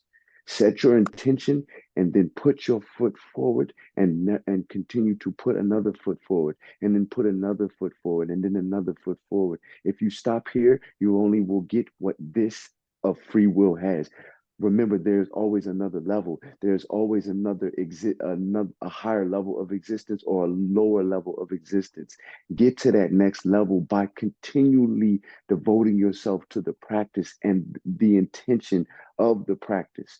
I am searching for free will. The more you sit with a thing, the more you will get out of it. The more repetitions, the more you're going to get out of it. So put the rep in, put the reps in, put the time in. You deserve the time. You deserve that. If free will is what you want, go after it and get it. You can calibrate your free will by acknowledging that you are making a choice in every single moment. You can't not choose. So you are always exercising your free will. The question is, are you conscious of it? This must be a practice of being aware of the choices you make in each moment, the choices of thought, the choices of memory, the choices of future ideas, the choices of feelings. The game is to become aware Mm, that you are always choosing, mm. even when you don't choose, for this is also a choice. Mm. All right, beautiful. Everybody keep your eyes closed. Take a really deep inhale. Let your body expand like a balloon. Exhale, let your body melt like butter. Inhale, expand like a balloon. Exhale, melt like butter. And find that bright white light at the base of your spine. And inhale that light all the way up your spine to your crown. Excess all the way down to the root. Inhale back up the spine all the way to the crown. Exhale back down to the root. And now this time spin that light in a spiral as you inhale up. Inhale a spiral all the way up to your crown. Exhale that spiral all the way back down. Then inhale that ball up out of your head a few feet. Exhale that ball down below your root a few feet. Inhale all the way up into the sky. Exhale all the way down into the earth. Inhale all the way up into outer space. Exhale down all the way through the earth back into outer space. Then finally inhale all the way up as high as you can imagine to the edge of the physical universe. And find yourself in your sacred space.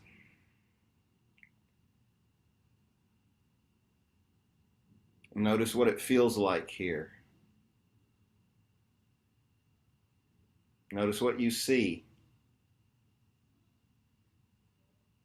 Has anything changed?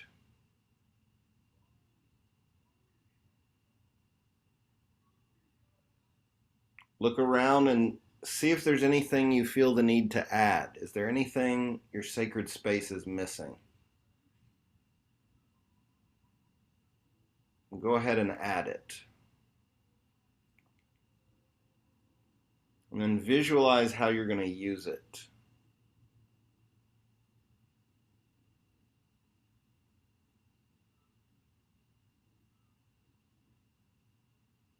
Beautiful. And now very quickly, with one deep breath, I want you to find your door, go down the steps to the hall, and go to the room with your guides. One deep breath. Inhale. Exhale all the way into that room.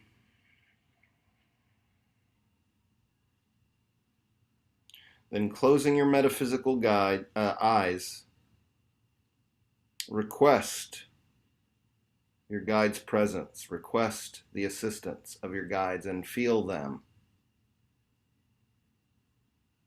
enter your space. Whenever you're ready, you can open your eyes and engage them. And your intention is to ask them about service to others. Ask them, how do you enjoy serving people?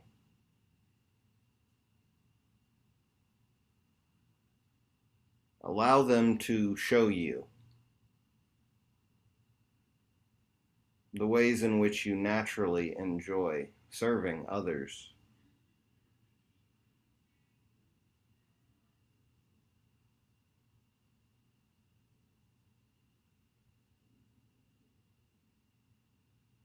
Explore your entire life stream, looking for ways you have served others, helped others, supported others.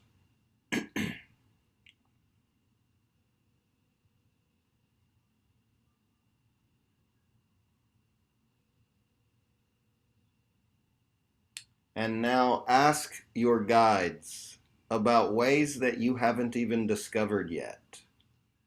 Ask your guides what ways you might not have found yet that you will likely enjoy serving others.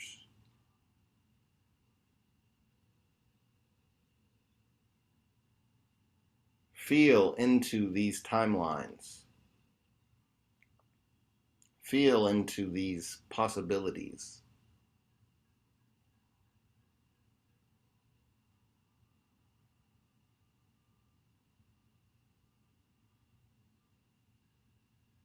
Notice how it makes you feel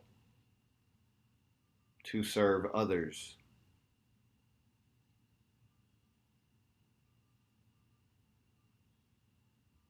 Notice how it feels to support something larger than yourself.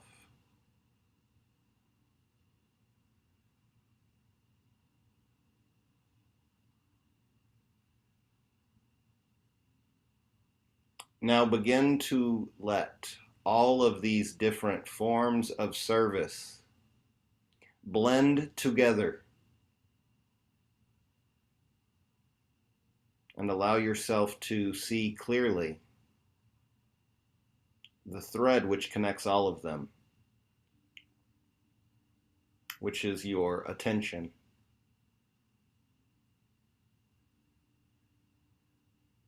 Your attention is how you serve others.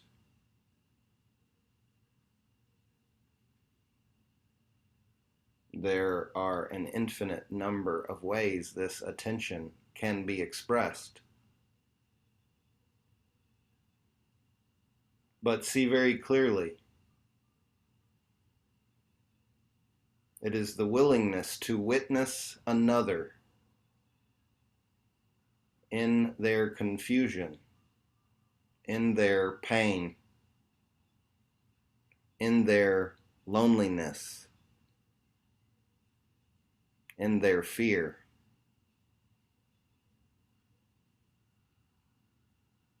The willingness to witness is the service.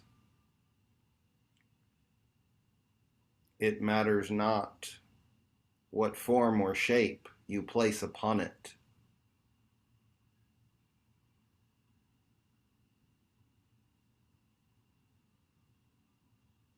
Visualize yourself giving others this attention in a way that is inherently empowering and joyful for you. Visualize serving others in a way that feeds you and sustains you.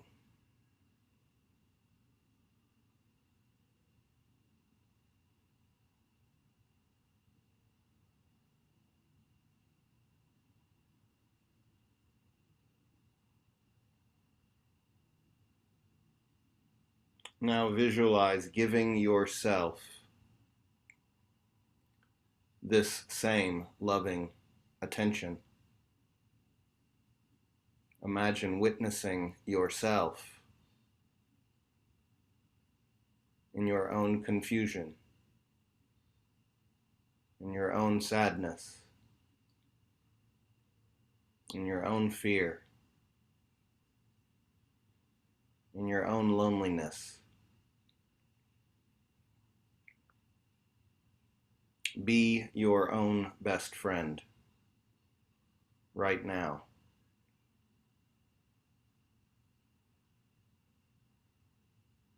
This is your service.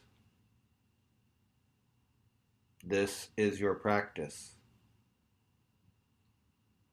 This is love light. This is light love.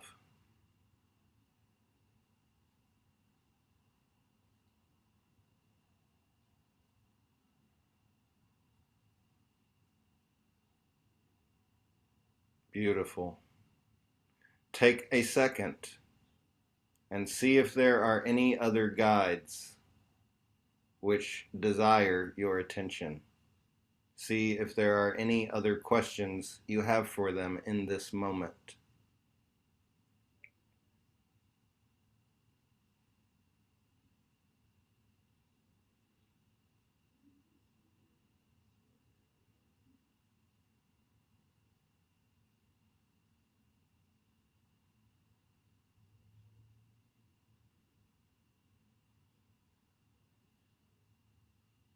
Bookmark anything that feels too large to finish now.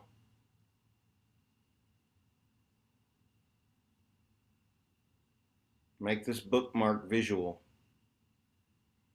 so you will not be able to miss it in the future.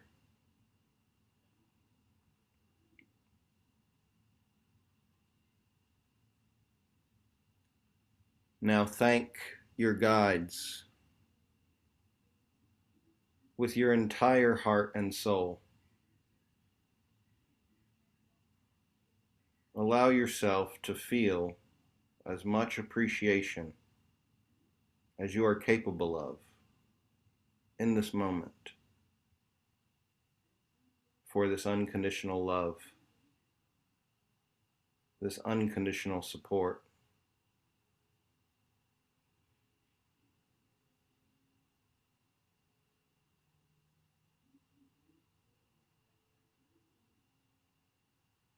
Ask your guides to give you a blessing.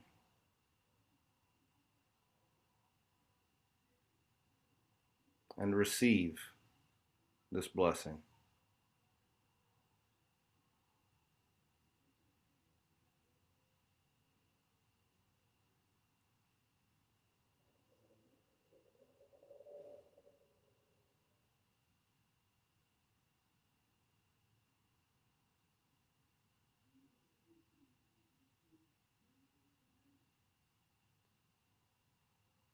Thank you, thank you, thank you. Gently bring yourself back out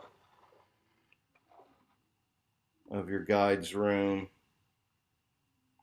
back into your sacred space. See if anything has changed. Make a note, leave a message, put your bookmark somewhere you'll remember it. And thank your sacred space, this metaphysical sandbox, for giving you a way to interface with your own soul.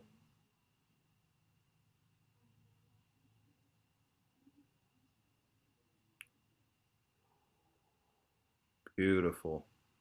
And now follow your breath back down your spirit vine, back down into the universe, back down to the Milky Way galaxy, back down to the solar system, back down to Earth, and feel your consciousness fill your body up like liquid.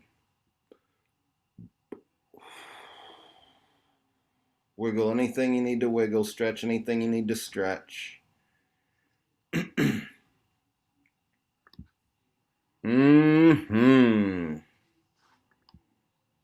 Mm-hmm. All right, who's got something to share, y'all? Who's got something to share? Goodness.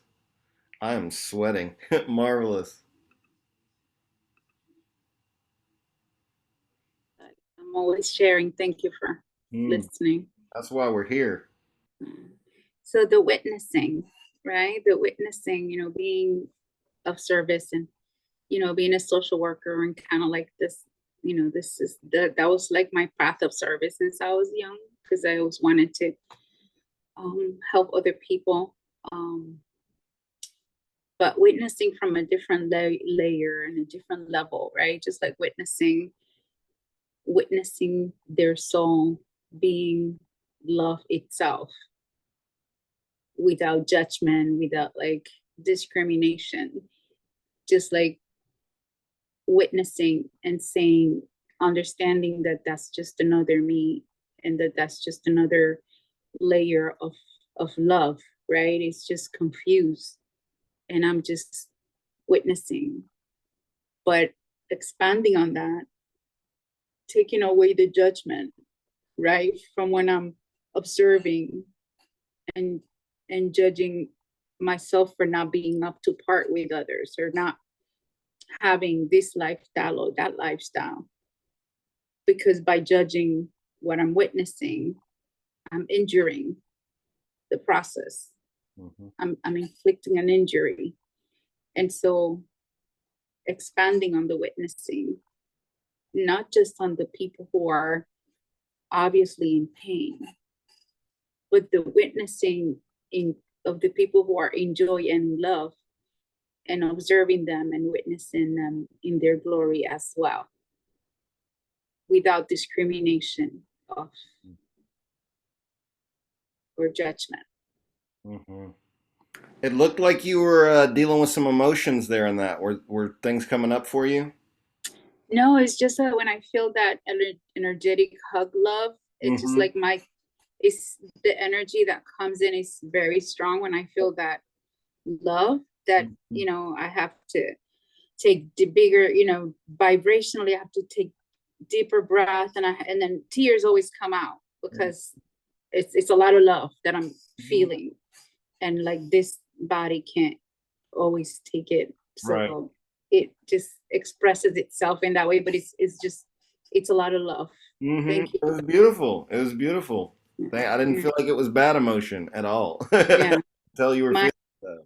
My house expanded because I have that sacred spot. It's a house. It's like bigger. So that was good to see that it expanded, because I thought it was getting crowded. So I was like, I'm glad it expanded. When you say, oh, see what's different. Ooh, it's, more space. Amen. I love it. Thank you. Thank you. Anybody else?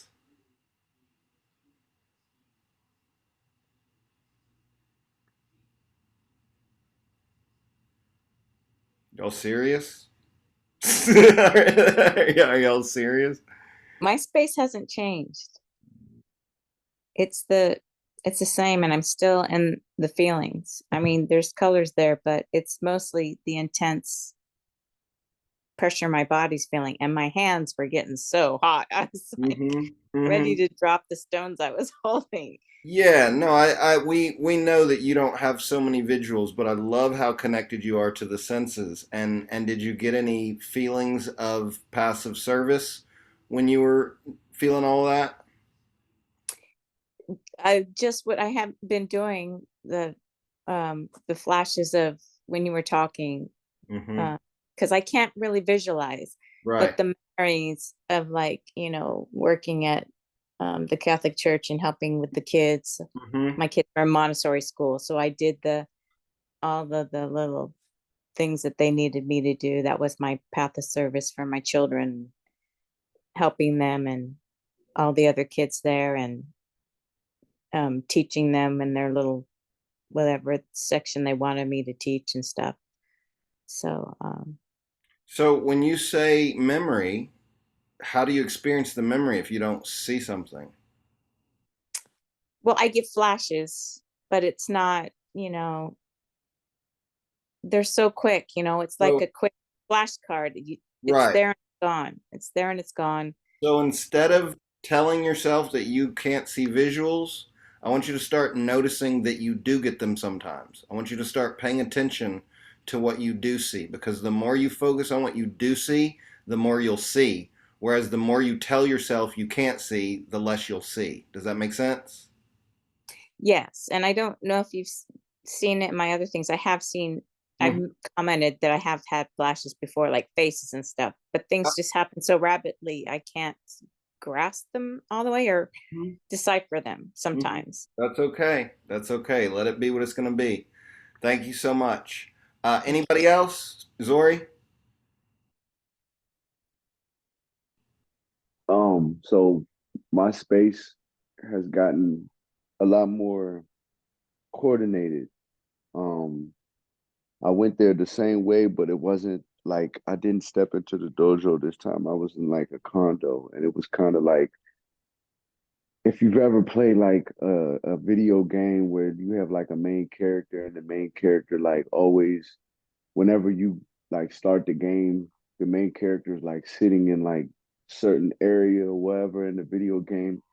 Like that's kind of how that felt for me. Like this is my meeting before, like this is where I meet. Like um this is the area that's gonna remain just like that video game. You pick your character and he or she or is has like a design for their character, a layout. It was like I had created a layout, and I walked down the hall to a room. First, you was like, what did I add or what do I need to add? And I added like a patio out there with a telescope, and then like a little um it was just so zenny. I had like a chair that I could sit in, and I could have I imagined myself writing notes in the chair. And then I started off, I was sitting in front of a TV, and I was like, how am I going to use this TV? Because I don't watch much TV, but it's like I Right. do watch. I study a lot, so it's like I'm gonna use this. I'm gonna watch what I need to learn. Mm-hmm. And then I walked down the hall and met with my guys, and it's more of the hand, you know.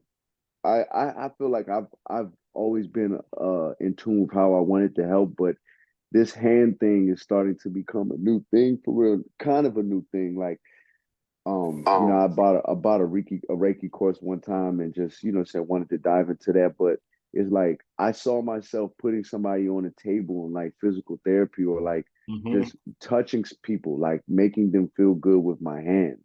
Mm. And I like making people feel good, but I've continued to hear in my life it's that you have power in your hands, man. You have healing in your hands. Like people who have actually told me that. And I remember thinking about how one of my best friends from back home, he recently told me that he, he numbs out. He goes numb a lot. And he said, but whenever I'm with you, he said, and I can remember it from like when we were in college, he was like, whenever I'm with you, he was like, I'm always present in the moment. He said, I don't know if you noticed this, but every time you're with me, you touch me. He's like, you might tap me or you might like punch me or whatever. He was like, whatever. But he's like, you always touch me. And he said, so I'm always present with you. He said, I realized that my love language is touch. And Mm. this is him talking to me about this. And he just like, you always manage to touch me, hug me, like something, and I'm always present with you. And I just thought about that as I kept seeing like people on my table and I'm touching them. And I'm like, I really need to dive into that. Like I really, really need to dive into these hands. Um, Word, so word. And I got tingles too. Thank you for sharing that story. That's some deep shit for two straight y'all. That's not a conversation men usually have. Like, you touch me a lot. Thank you. I appreciate that. That's not one you have a lot, right? Like, so that's beautiful, brother. Thank you. And this is the invitation this week, y'all, is to really go deep into this idea of what does service to others mean to you, right? And don't just look at your past. Your past is really good because it'll show you ways you've connected, but also go into your future. Ask about things you've never even considered because there are options you haven't even discovered yet, okay? And so really, really let yourself play with this. All right, and then before we go, I want to know, does anybody have anything to say about the freestyle? Because that was fucking awesome. Everybody's answers to those questions. Does anybody have anything they'd like to share about that? I thought it was amazing. That was really fun, and I think that was my favorite thing so far. It's amazing. It's a choir, y'all. We're building a choir, and it will continue to grow. And I love how several of us are answering one question. I saw that happening when I was envisioning this. I knew it wouldn't just be one question, one answer. I knew multiple people would have an opportunity, and my answer doesn't in no way negates your answer. You know, it doesn't take anything away. Everybody can weigh in. And this is the easiest way you will ever learn to start sharing your truth. And the more you share it, the easier it will come. Okay? So homework this week is to practice working with your guides on service to others. How, what forms, what ways, just play with that and get clarity on it. And then there's a second aspect of homework I'm going to give everybody. I want everybody to practice automatic writing at least one time. Marva's like, whatever. I want everybody to practice automatic writing at least one time. Remember what that means is you just start writing and you just let yourself keep writing. It's not about making sense. You do not stop. You do not read. You do not worry about what you said before. You don't try to think ahead. You just keep writing and you write as long as you can. A paragraph, 2 paragraphs, a page, several pages. And that's the practice, y'all. It's not about how good is it. It's not about if it made sense or not. It's just like light language. It's about letting it happen. And you just do it long enough, and then things are going to start coming through, okay? So at least one time this week, if you do it every day, it'll have a much bigger effect on your life. Last thing, I don't know if everybody has listened to all of the Council of One sessions in the community.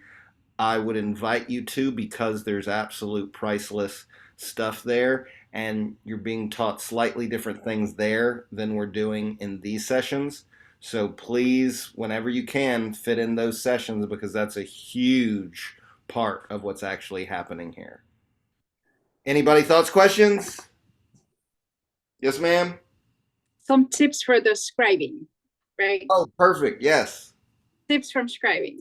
So meditation first, right? Just kind of get centered, clear yourself. So you know it's you with spirit, right? Same way you do the meditation here. Mm-hmm. And then write the question, and then just breathe and wait, and then have the pen ready, and then have more than one pen ready in case you run out of ink. You might. So And then, hold on one second, Marvelous. Scribing is different than what we're doing here. And, okay, sorry. And it's awesome, but with automatic writing, you don't have a question. With automatic writing, you just start going. Kind of like when we did our round robins of just individual words, we didn't come up with a question, because that adds a layer of friction. We don't want any friction. So meditating beforehand, brilliant. I did not mention that. Thank you. But don't come at this as a question, because now you're trying to lead it and you're trying to get something that makes sense. Automatic writing, which is slightly different than scripting. Scripting is a form of like law of attraction. It's a form of manifesting. What we're doing with automatic writing is we're getting out of the head and just letting stream of consciousness come, and then eventually it'll start making sense. But we don't want to be trying to make it make sense out of the gate, okay? We just want to let it come. Okay, thank you for clarifying. Perfect. So no question is needed. No questions needed for automatic writing. Was there something else you wanted to offer? No, that was it. Just make sure you have more than one pen. And Yeah, nice. And definitely meditate first. It'll happen easier because you'll already be out of your own mind. Awesome, y'all. Thank you so much. Super amazing session. So honored. And I'm so proud of all of you for the light language, for the sound effects, and for the answers, and for the questions. Good job. Everybody gets a shaman sticker for tonight. All right. Y'all have a wonderful evening. I love you guys. Love you. Bye. Namaste. Namaste.